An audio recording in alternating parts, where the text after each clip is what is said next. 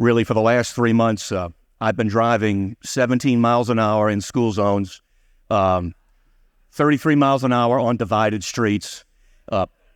When the light turns green, I've been waiting 5 seconds before I cross the intersection. I didn't want to miss this for anything. Yeah. When Father Brown invited me to lunch in July, I thought to myself, what in the world?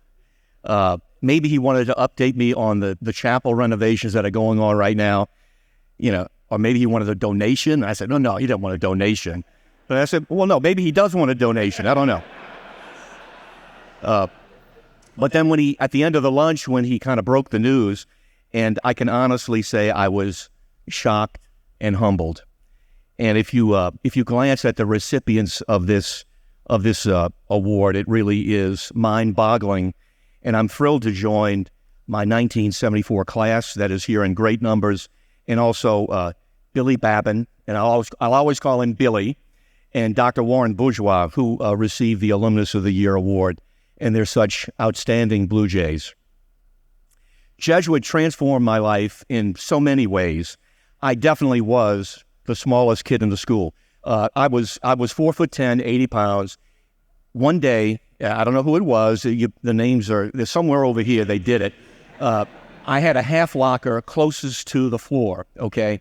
And somebody got the great idea to stuff me in the locker and shut the door. And so that went on for about a minute. And so, usually, you think people are like banging on the door or whatever. I just kind of I didn't make a sound. And they finally said, okay, I guess we can let him out. He's not getting upset. And so when I laughed, they didn't do it again. So I think that it worked out. Before my pre-freshman year even started, I think it was sometime in August, Jesuit had a summer orientation program. And there was this older gentleman, elderly guy, silver-haired. He had a pocket protector in his pocket with pencils and pens, Mr. Billy Brown. And he told us, it was about 30 kids in the class, he says, I'm going to teach you in 1 minute how to memorize 20 items, and you'll never have to write a grocery list ever again. And then he taught us a lesson in word association. And so here's how it went. Bananas was clowns juggling bananas up in the air, and then a tomato rolled across the sidewalk. And you made these little cartoon things in your head, and it worked. You could remember 20 items. And, he was ahead of his time. I mean, he was ahead of the iPhone by 40 years. It was incredible. And so I'll always remember Mr. Bill Brown. There really are too many teachers to name, but I'm going to name a few. Mr. Donald Hawkins, who, of course, later became Father Hawkins.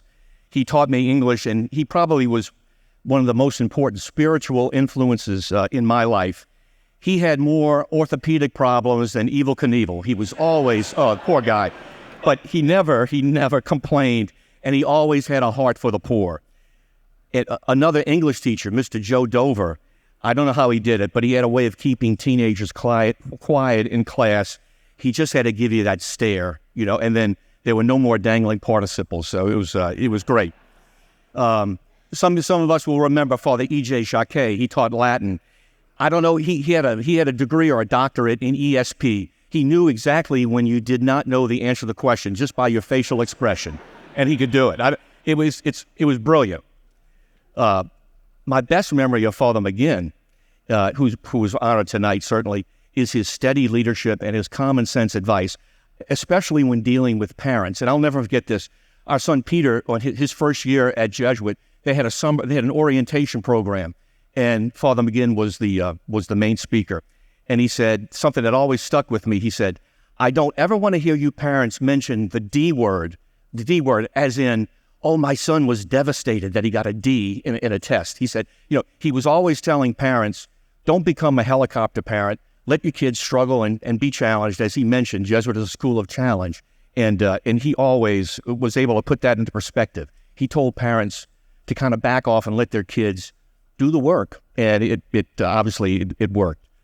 And then there was Mr. John Sirio, who he was my pre-freshman English teacher, and he just knew how to deal with any eighth grader who came up with the dog ate my homework excuse. He would say, you see what this is? Do you know what this is? And they would say, well, no. I said, it's the smallest record player in the world playing My Heart Bleeds for You. He was great. One of my best friends at Jesuit was Stephen McKenna. Jesuit instills in you the obligation to be men for others. And Stephen and I went to St. Leo the Great together in Gentilly, and he was one of the first African Americans to attend St. Leo. Now imagine this, when it came time to selecting a high school, his parents, he lived right across the street, directly across the street from St. Augustine. His parents wanted him to go to St. Augustine. Steve wanted to go to Jesuit. He said, I'm going to go to Jesuit. And he made that decision. So can you imagine what it was like for Steve every day to walk home in his khaki Jesuit uniform, back home, and his blue Jesuit bag? And so he got it from that end. And then really here, he didn't have the easiest time. There was a lot of racial insensitivity at that time. And so he had it both ways. But there were men like John Sirio, priests and teachers and friends who really were with Steve, and they were men for others, and that's how we all got through all these things. So today, Dr. Stephen McKenna is a great doctor, and I'm so happy that he's here today, for this time. Thanks, Steve. Jesuit was such a phenomenal educational experience. College was just simply a breeze. I'll never forget being at Loyola, and people were pulling their hair out about writing essays. I'm saying, we had written essays since 8th grade. And, the thesis, you make your 3 points, and you have your theme, and then you boom, boom, boom, and that was it. People were really, college was a breeze when you went there. And it prepared me to be a journalist, and also in my vocation as a Catholic journalist. I'm especially honored to receive this award because my dad received it in 1971 when I was a sophomore. He probably was the only.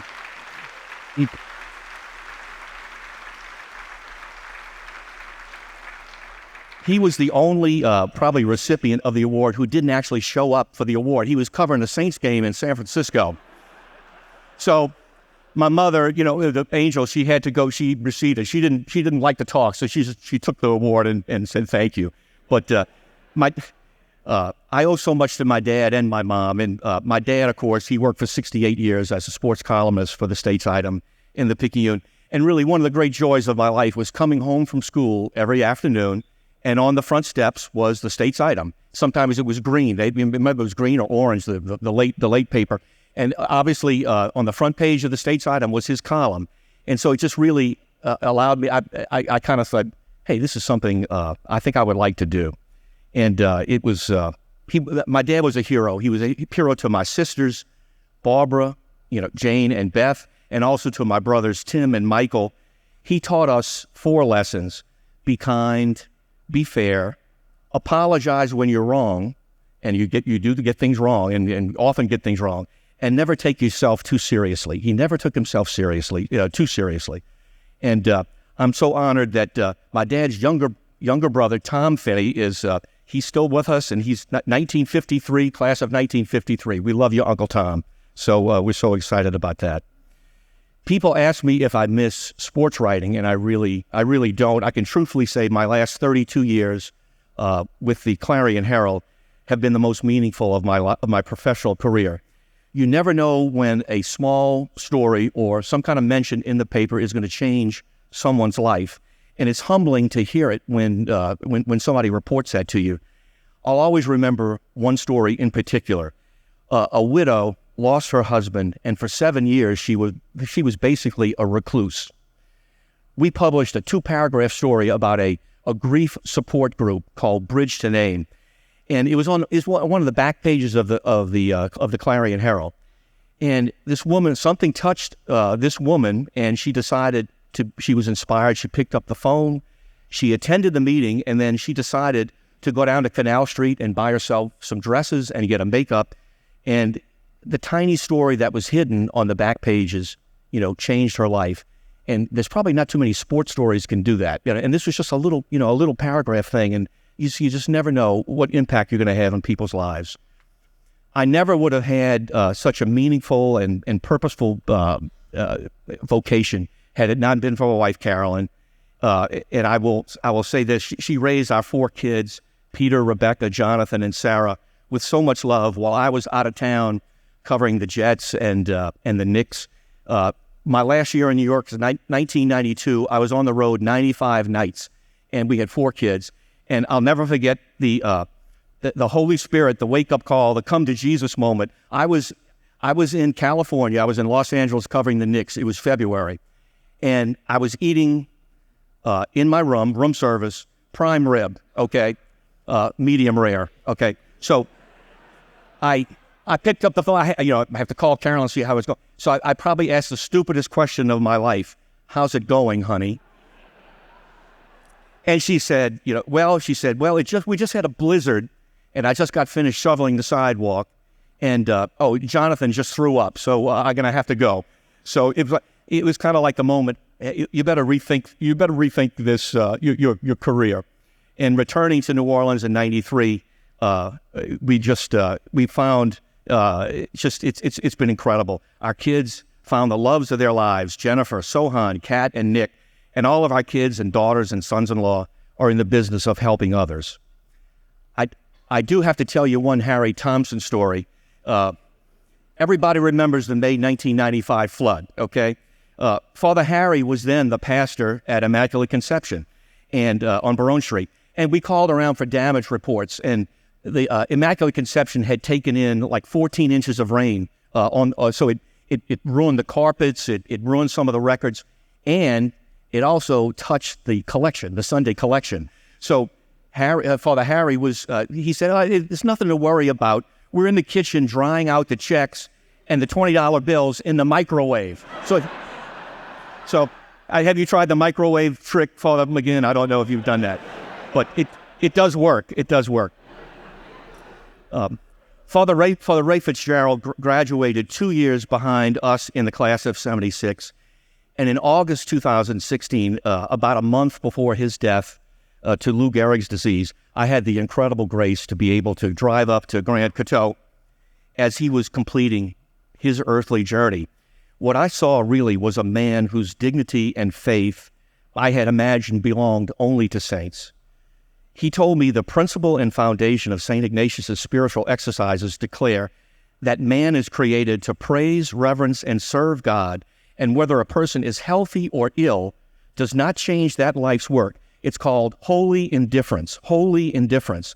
You can praise, reverence, and serve God in sickness or in health, in abundance or in need. When I visited him at the St. Charles College Infirmary, he could still slowly walk the wide, serene halls with his arms at his side. His arms had been affected first, and it was difficult for him to swallow. He was taking his meals through a feeding tube, and he was mostly navigating with a wheelchair. But all he wanted to talk about was the kindness and graciousness that he was cared for by the aides there and by his fellow Jesuits.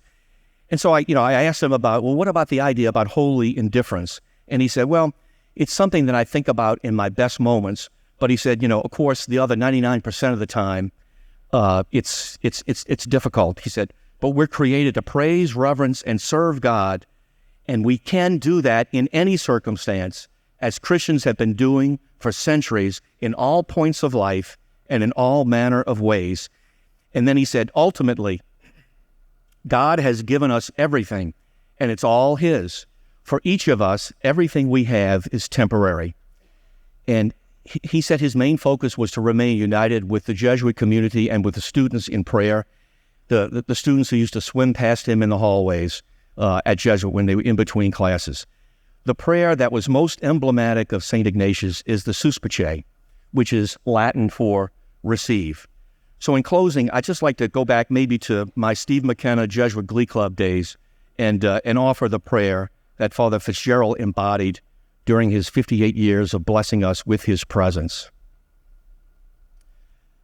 Take my heart, O Lord, take my hopes and dreams.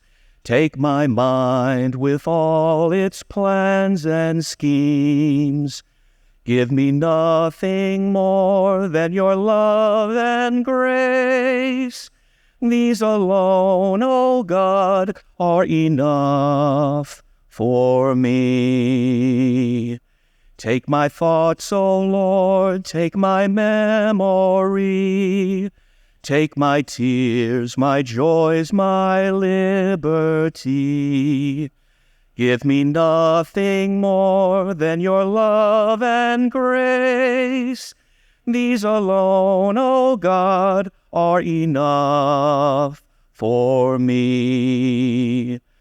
I surrender, Lord, what I have and hold. I return to you your gifts untold. Give me nothing more than your love and grace. These alone, O God, are enough for me. When the darkness falls on my final days, take the very breath that sang your praise. Give me nothing more than your love and grace. These alone, O God, are enough for me. AMDG. Thank you.